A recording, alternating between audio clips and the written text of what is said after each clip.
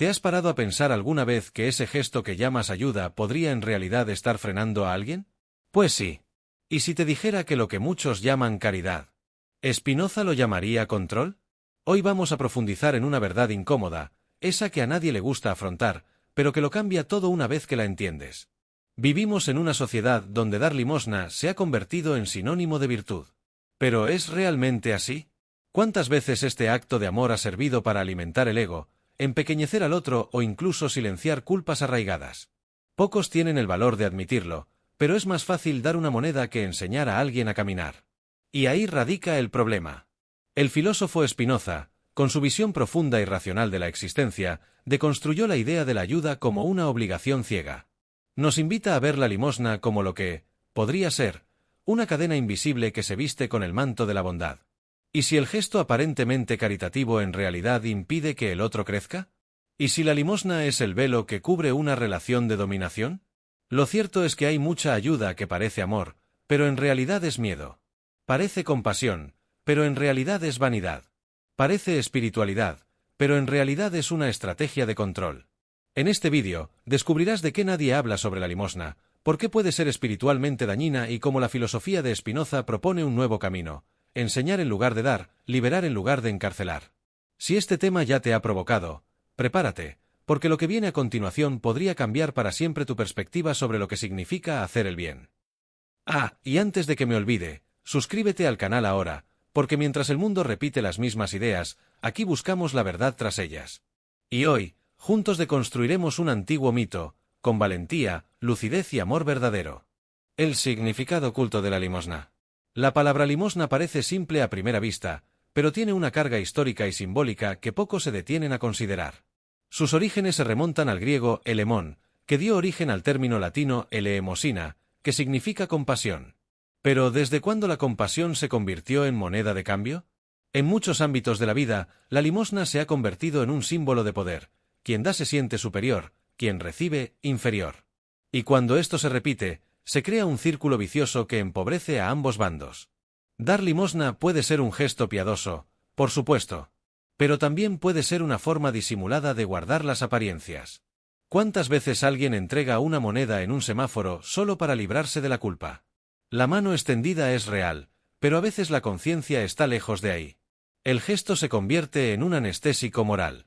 Calma por unos segundos, pero no transforma ni al que da ni al que recibe. Es como tapar el sol con el tamiz de la vanidad. Hay una marcada diferencia entre la caridad espiritual y la caridad emocional. La primera libera. La segunda aprisiona. La caridad espiritual ve a los demás como iguales y pregunta: ¿qué puedo enseñarte para que ya no dependas de mí? La caridad emocional, en cambio, dice: toma esto y desaparece. Sutil, pero profunda. El mundo está lleno de dádivas emocionales que parecen altruistas, pero ocultan desprecio. ¿Y qué pasa cuando damos solo para no sentirnos mal? Esto dice mucho sobre la verdadera razón del gesto. En muchos casos, no ayudamos a la otra persona, sino que ayudamos a nuestro ego a sentirse mejor. Y eso lo cambia todo. Un acto que debería ser un encuentro se convierte en una separación disfrazada de virtud. Esto explica por qué muchas limosnas generan más dependencia que autonomía. Cualquiera que haya intentado ayudar económicamente a alguien durante mucho tiempo y haya terminado siendo un rehén de esa ayuda comprende bien este dilema. También hay una sutileza cruel. A veces la limosna no está en el dinero, sino en las palabras. Cuando alguien elogia a otro solo para no parecer frío, cuando finge escuchar sin escuchar de verdad, cuando da consejos sin querer ver crecer al otro, todo esto es limosna emocional. La limosna no es solo material. Se encuentra en las relaciones, en los afectos, en los consuelos vanos. ¿Has notado cuántos «estoy aquí para lo que necesites» se dicen simplemente por cortesía? En muchos hogares, la limosna se ha convertido en una política de crianza. Padres que, por culpa, dan a sus hijos todo lo que quieren, pero no lo que necesitan. Los niños no solo quieren regalos, quieren presencia. Y cuando reemplazamos la presencia con dinero, estamos dando limosna emocional, lo cual, a la larga, empobrece el espíritu. La limosna, cuando no va acompañada de verdad, entorpece el alma tanto de quien la da como de quien la recibe. Un ciclo de escasez disfrazado de bondad. También hay una capa más sutil, el placer inconsciente de quienes dan limosna por necesidad. Este placer, que a nadie le gusta admitir, es peligroso. Porque cuando el otro empieza a crecer y a liberarse, el benefactor se siente amenazado. Y entonces viene el sabotaje disfrazado de preocupación.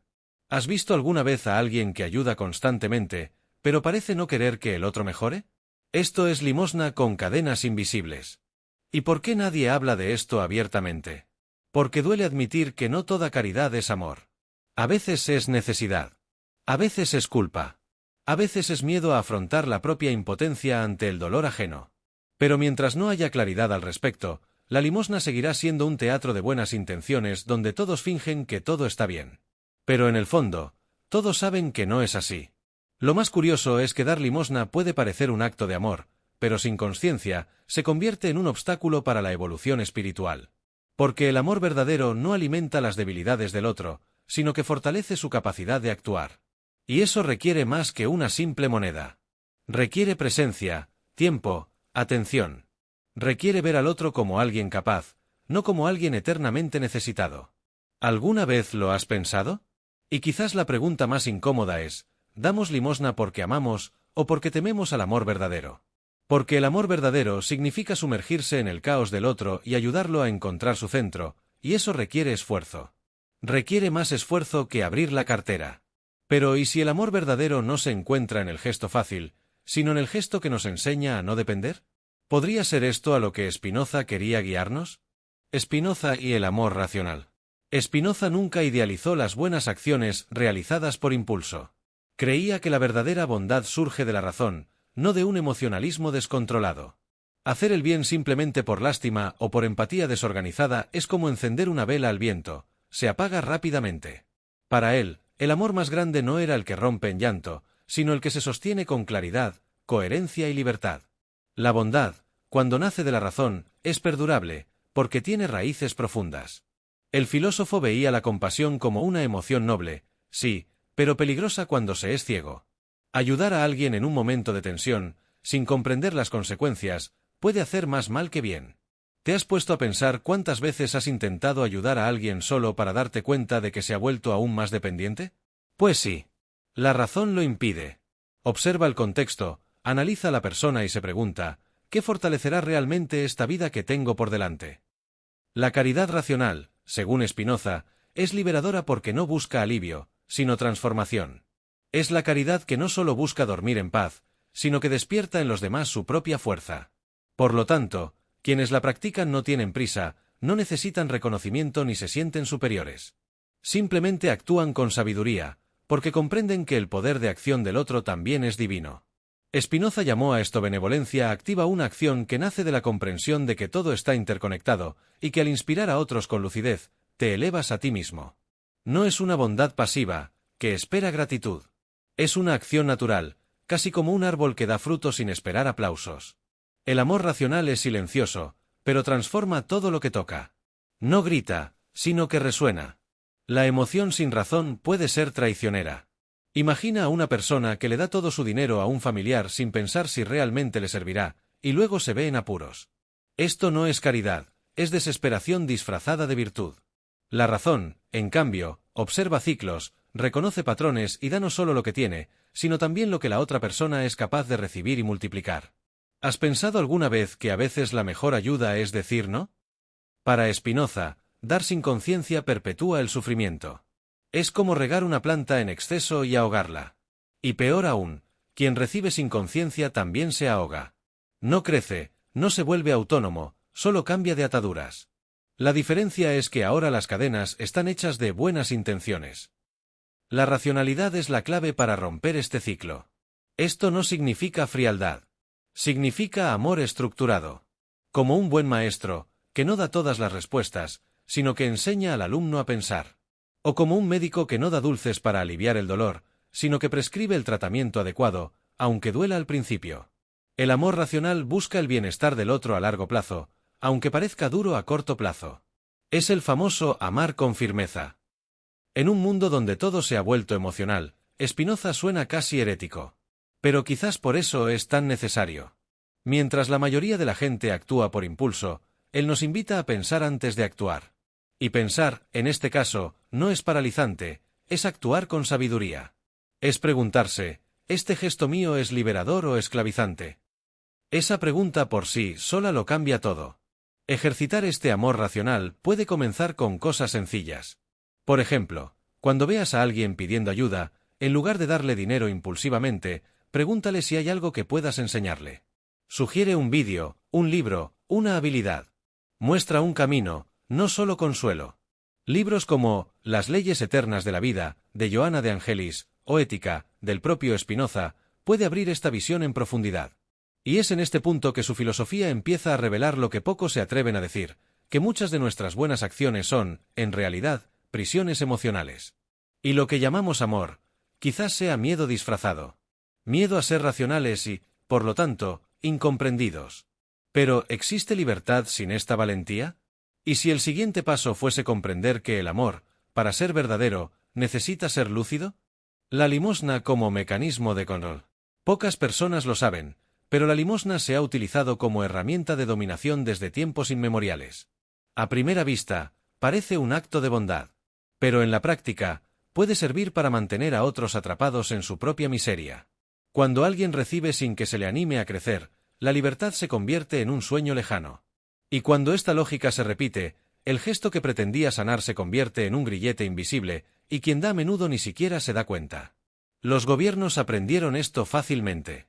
Crearon políticas de asistencia que mantienen a poblaciones enteras dependientes de lo mínimo, carentes de autonomía y dignidad. La limosna se convierte en una moneda de control, se da poco, pero se exige mucho. Exige votos, obediencia, silencio. Y esto, disfrazado de bien, es perverso.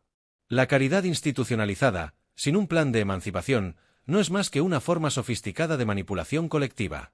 Las religiones tampoco quedaron excluidas. Muchas instituciones se construyeron sobre el pilar de la caridad, pero una caridad que refuerza el papel del pecador ayudado y del santo salvador. Es como decir, eres débil, pero si me sigues, puedo ayudarte.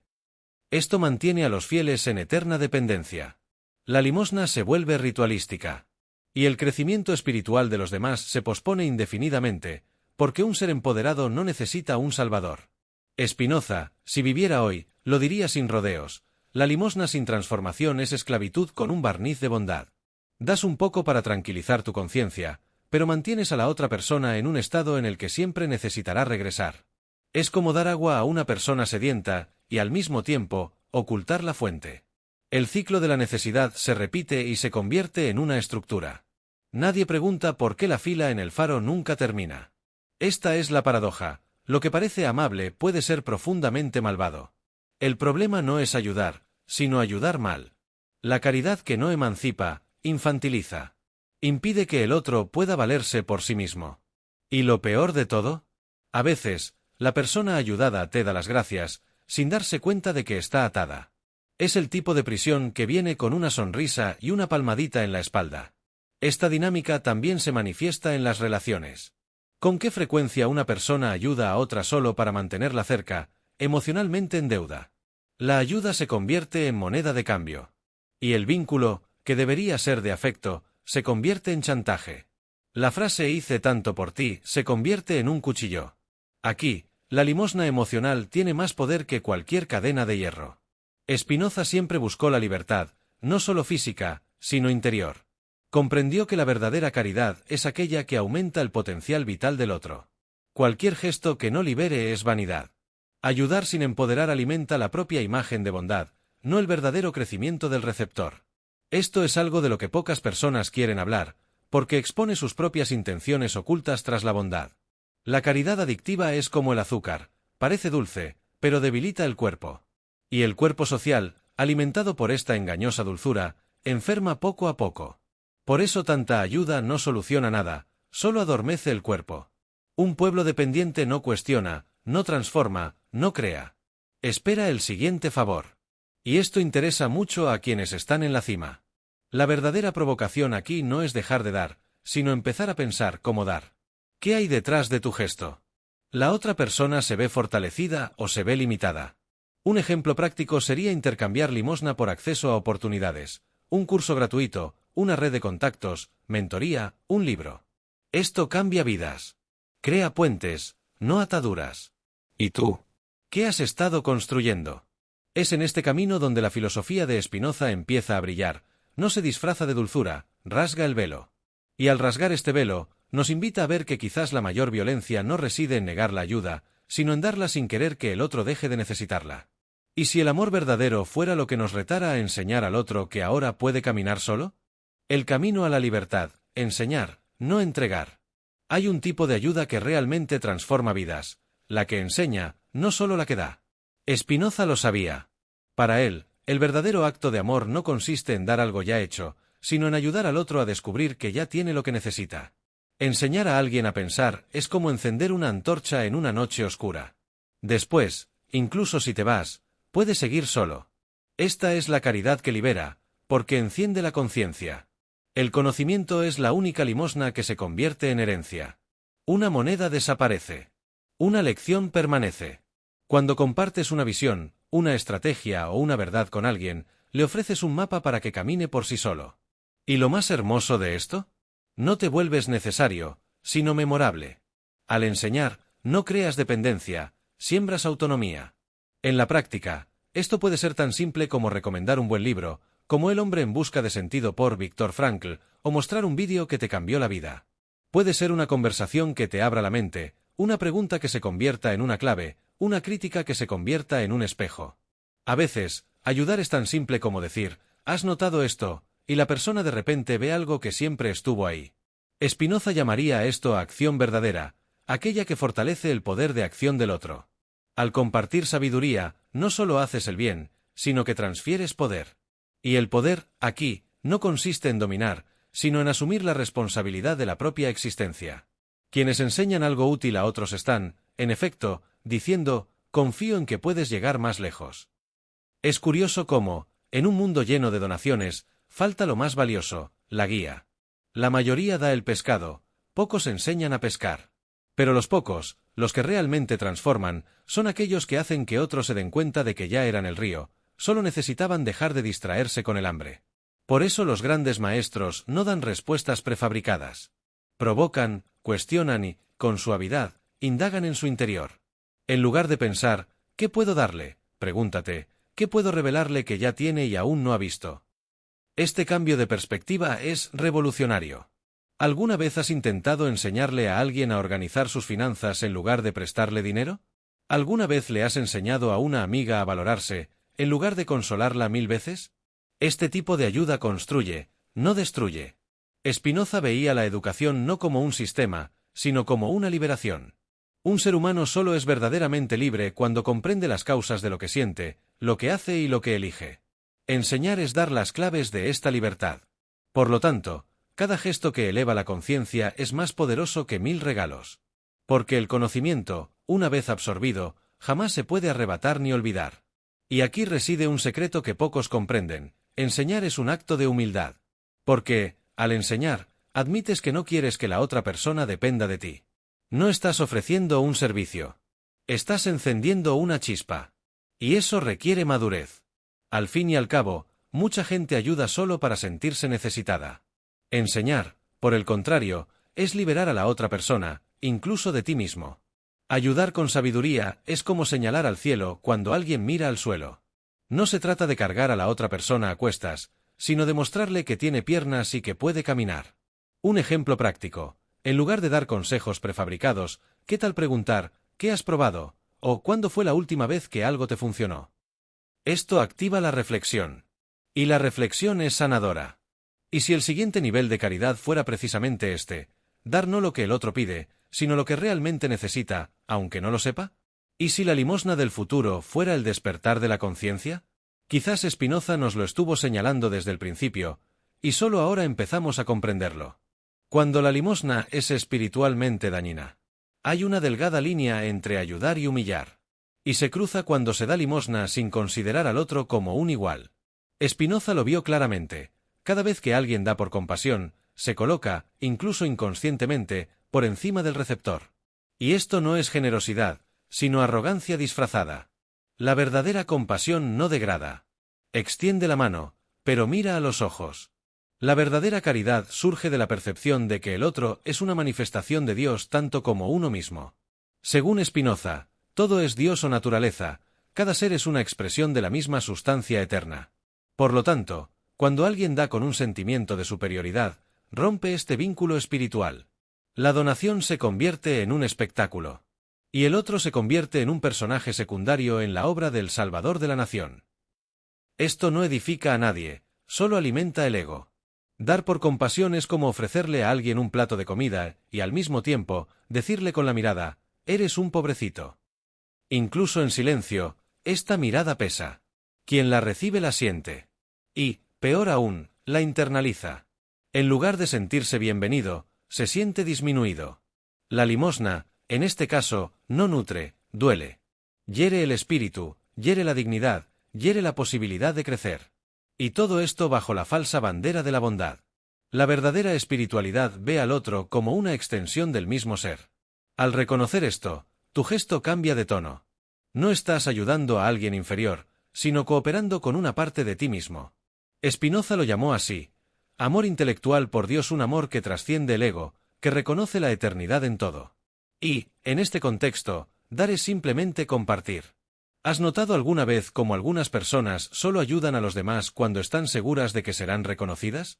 ¿O cómo algunos gestos generosos siempre van acompañados de una publicación en redes sociales? Eso no es caridad, es vanidad con filtro. Y cuando la vanidad entra, el espíritu se va.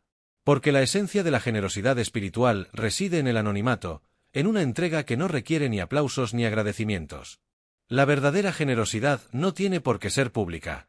A veces, un gesto silencioso transmite más luz que 1000 palabras.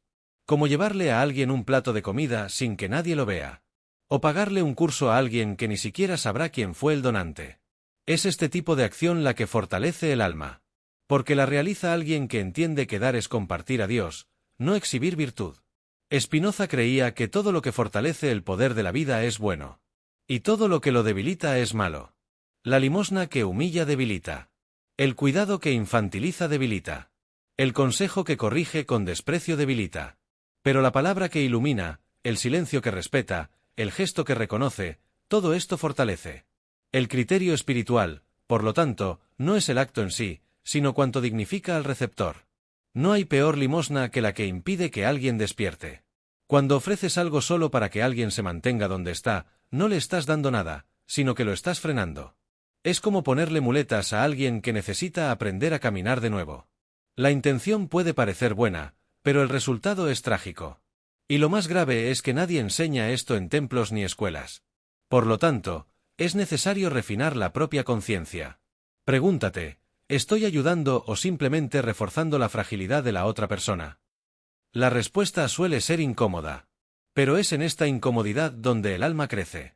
Espiritualmente, el gesto más auténtico es aquel que reconoce al otro como una chispa divina, no como un proyecto de salvación personal. ¿Y si la mayor caridad no fuera dar, sino ver a Dios en los demás? ¿Y si el verdadero acto espiritual fuera reconocer que nadie está por debajo de nadie, solo en diferentes etapas de su camino? Quizás por eso Spinoza, tan incomprendido en su época, dejó semillas que aún florecen hoy en quienes tienen ojos para ver. La reflexión final: dar es darse. Cuando alguien ofrece algo conscientemente, no solo está dando un objeto, dinero o ayuda. Se está entregando a sí mismo con el gesto. Y eso lo cambia todo. Spinoza comprendió que actuar racionalmente es también un acto de entrega personal. No hay separación entre lo que haces y quién eres al hacerlo. La limosna racional, acompañada de presencia y sabiduría, se convierte en un espejo, revela más sobre quien da que sobre quien recibe. Spinoza no dijo que dar limosna estuviera mal. Pero advirtió: dar sin conciencia es como echar semillas en tierra infértil, no florece, no nutre, no evoluciona. Nos invita a dejar de repartir migajas, y en cambio, a ofrecer algo mucho más valioso: presencia, claridad, lucidez. Porque cuando das con comprensión, dejas un trocito de tu esencia en el otro. Esto es la eternidad actuando en forma de gesto. Y lo más hermoso es que, cuando das conscientemente, también te transformas. Ayudar a los demás conscientemente es una de las maneras más rápidas de comprenderte a ti mismo. Observas lo que sientes al dar, lo que esperas a cambio, lo que realmente te motiva.